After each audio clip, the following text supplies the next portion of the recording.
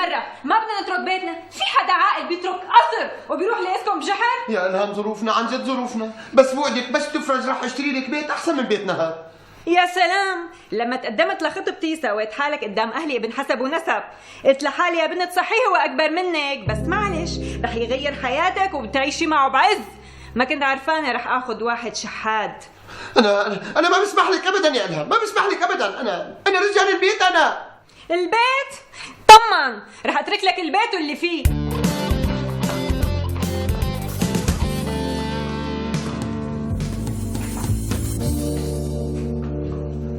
الهام حبيبتي روقي شوي، والله ما كان قصدي.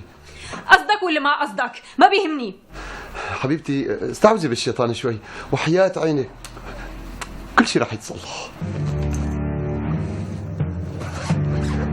اللي انكسر بحياته ما رح يتصلح. مشان الله لا تشوفني، انا مجنونه، ورقه طلعي بعت لي على بيت اهلي. لك هدي شوي. بعد عن طريقك.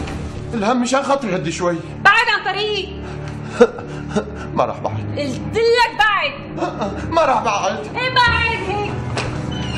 ليكي بشرفي اذا بتطلعي برا لحتى زدت حالي من الشباك. واحد جبان مثلك ما رح يساويها.